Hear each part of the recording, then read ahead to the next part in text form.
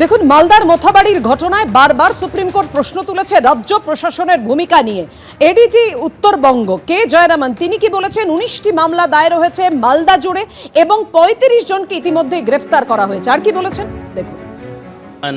Police তো ওখানে দিনের বেলাই ছিল, তো দের ওয়াজ প্রটেস্ট যে ছিল সেটা তো পিসফুলি ছিল, তো ওটাতে কোনো অসুবিধা হওয়ার তো কোনো কারণ নেই।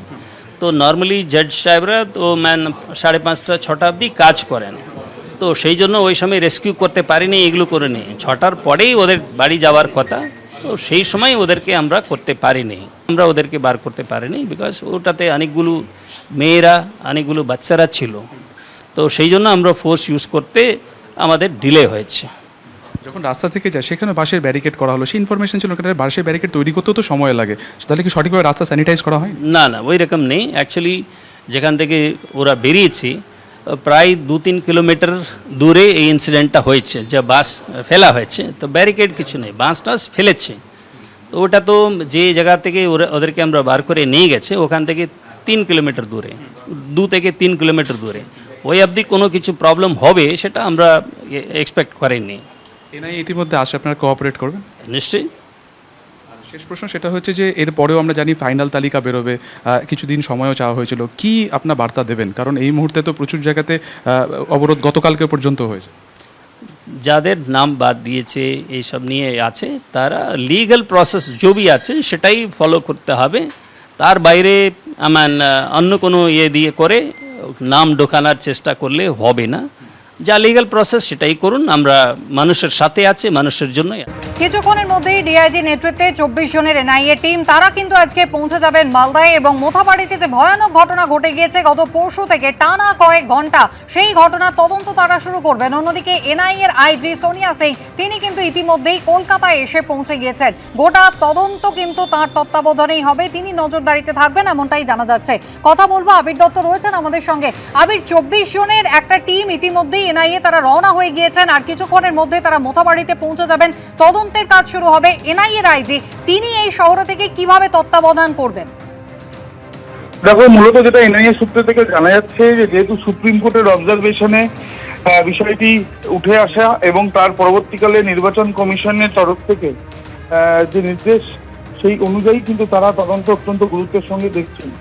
যদিও এখনো পর্যন্ত এফআইআর রুজু করা হয়নি, কিন্তু তারা সম্পূর্ণভাবে অনুসন্ধান করে একটি রিপোর্ট 6 তারিখে জমা দেবেন, এবং সেই রিপোর্ট জমা দেওয়ার জন্য মূলত 2টি প্রক্রিয়ায় তারা বিষয়টি দেখবেন, যেটা এনআইএ সূত্রে খবর। প্রথমত, যে ঘটনাস্থলে গিয়ে সেখানে কি ঘটনা ঘটেছিল এবং কোথায় কোথায় অ্যাজিটেশন হয়েছে এবং কোন জায়গাতে আটকে পড়েছিলেন জুডিশিয়াল অফিসার বা বিচারকরা, সেই জায়গাগুলো তারা পরিদর্শন করতে পারেন, এবং তার সঙ্গে যে রাস্তাতে যতটা রুট অনুযায়ী এই ঘটনা ঘটে এবং আক্রমণের শিকার হচ্ছে যে ভাইরাল ভিডিওগুলো সামনে এসছে, সেগুলো বিষয়েও তারা তথ্য সন্ধান করবেন।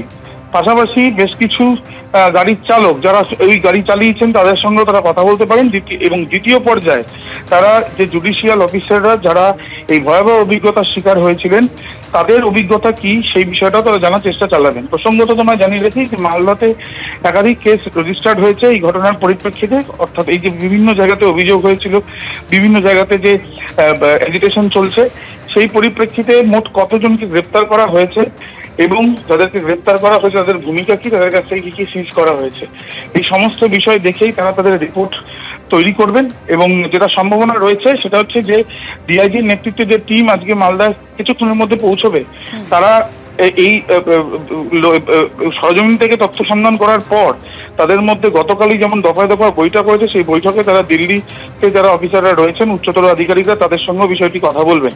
এবং আইজি সোনিয়া সিং তিনি এসে পৌঁছেছেন এবং তার তত্ত্বাবধানে যারা জুডিশিয়াল অফিসাররা রয়েছেন, যারা এই ভয়াবহ অভিজ্ঞতার সম্মুখীন হয়েছেন, তাদের সঙ্গে কথা বলার পর এই সমস্ত বিষয়ের উপরেই তারা রিপোর্ট তৈরি করবেন, এমনটাই এনআইএ সূত্রে খবর। আবির, ধন্যবাদ। বাবাচাই কি অসহায় অবস্থা, গাড়ির মধ্যে আদলা ইট এভাবে ছোড়া হচ্ছে। ওই মহিলা বিচারক তিনি বলছেন আমার সন্তানদের দায়িত্ব যেন আদালত নেয়। সুকান্ত। একেবারে দেখো, যে ঘটনা ঘটেছে সেই ঘটনা সব থেকে গুরুত্বপূর্ণ হচ্ছে উদ্ধার কাজ পর্ব, এবং উদ্ধার কাজে তো একে তো অনেকটা দেরি হয়েছে, যেটা আজকে এডিজি নর্থ বেঙ্গল কে জয়রামান তিনি নিজেও বলেছেন, যখন তাকে প্রশ্ন করা হয়েছে যে এত দেরি হলো কেন, তিনি কিন্তু পরিষ্কার বললেন যে গোটা ব্যাপারটাতে ডিলে হয়েছে, তিনি এই শব্দবন্ধনী ব্যবহার করেন। কিন্তু ডিলে কেন হলো সেটা ইনভেস্টিগেশন করে দেখা হচ্ছে। এবং সব থেকে গুরুত্বপূর্ণ যেটা তোমাকে বলছিলাম, যে উদ্ধার কাজের পরে দুটি রাস্তা থাকে, কিন্তু দেখা গেল যে রাস্তা থেকে তাদেরকে 19 মিনিটের দূরত্বে মালদা টাউনে নিয়ে যাওয়া হয়েছিল, সেখানে আগে থেকেই মাত্র 700 মিটার দূরে বাসের ব্যারিকেড করা হলো। যখন বাসের ব্যারিকেডকে টপকে সেই কনভয় যাচ্ছিল, তাদেরকে স্টোন পেল্টিং করা হলো। অর্থাৎ কোথাও না কোথাও পূর্ব পরিকল্পনা, কোথাও না কোথাও একটা স্ট্র্যাটেজি ছিল। সেই স্ট্র্যাটেজির নেপথ্যে কারা ছিল, কাদের মূলত উস্কানি বা ইন্ধন কাজ করেছিল, এইটা তদন্তকারীরা জানার চেষ্টা করছেন। ইতিমধ্যে 35 জনকে গ্রেফতার করা হয়েছে, যার মধ্যে মুখ্য হচ্ছে দুজন। এক হচ্ছে এই মোফাক্কেল ইসলাম, যার ইটাহারে বাড়ি। কলকাতা থেকে ইটাহার যাওয়ার পথে তিনি হেড স্পিচ দেন, এবং হেড স্পিচ দেওয়ার পরে প্রভোকেশন দেওয়ার পর তিনি কিন্তু সেখান থেকে চলে যান।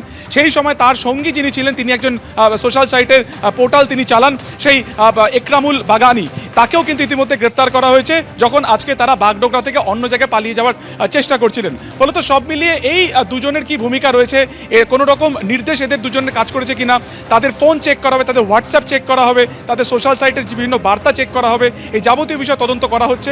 আজকে বাকিদেরকে মালদা কোর্টে তোলা হয়েছে নিজেদের হেফাজতে চাওয়ার জন্য। এখন দেখার যে এনআইএর কি কর্মপদ্ধতি থাকবে, তারা থানায় আসবেন, ইনভেস্টিগেশন অফিসারের সাথে কথা বলবেন, এবং সরাসরি তারা সেই বিডি অফিসে যাবেন, সিসিটিভি ফুটেজ খতিয়ে দেখবেন, এবং দেখার যে তারা আই উইটনেস বা তারা প্রত্যক্ষদর্শী যারা রয়েছেন তাদের সাথে কথা বলেন কিনা। তুমি আমাদের সঙ্গে থাকো। এবিপি আনন্দ, এগিয়ে থাকে, এগিয়ে রাখে।